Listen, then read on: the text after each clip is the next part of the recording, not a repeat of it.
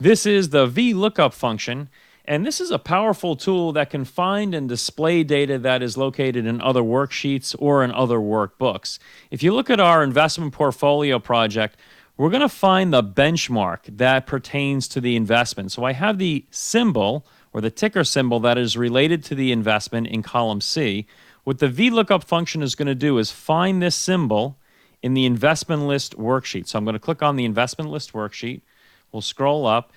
The very first column in this worksheet, Excel will find that symbol, and then it can display anything that is listed in this worksheet back to the investment detail worksheet. And what we're going to display are the benchmarks that are listed right here in column D in our investment list worksheet back in the investment detail worksheet. So I'm going to begin by clicking cell A5.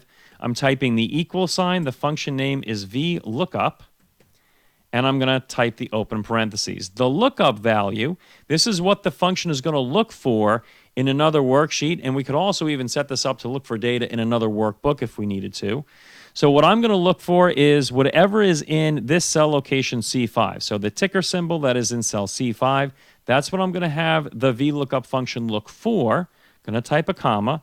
It's going to look for that symbol. I'm clicking on the investment list worksheet tab right in this worksheet. So I'm going to highlight the range A3 down to D50. So we talked about this in the text, or you read about this in the text, that adding capacity to functions is a helpful thing if you want to add more data to your project in the future. So I'm going to add capacity to this function down to cell D50. Now what's really important is I'm going to tap the F4 key on my keyboard. I want to add an absolute reference to this range right here that we're using to define the table array argument of the VLOOKUP function. So what's going to happen is it's called the VLOOKUP function because it will look for the lookup value, which is in cell C5, vertically, or right down the very first column that we highlighted to define the table array argument right here. I'll go ahead and move this up here so we can see that. So the next thing I'm going to do is type a comma. This is bringing me to the column index argument.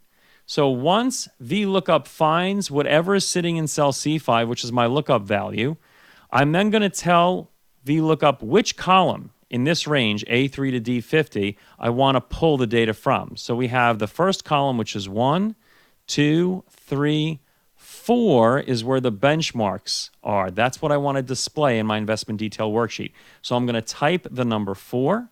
This is the column index number argument. So Excel will go to the fourth column in this range to pull the data when it finds the lookup value. Okay, going to type a comma.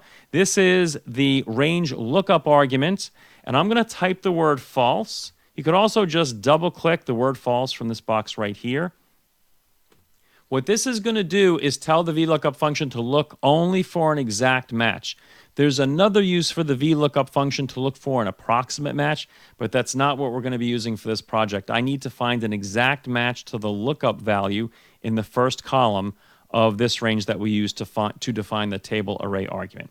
Okay, I'm going to tap the Enter key, and we have the output of the function bond market. So if we look at what the VLOOKUP function just did, it was looking for TRLT in the investment detail worksheet, vertically down the first column, and I'll scroll down so we can find it. And there it is right there in row 28.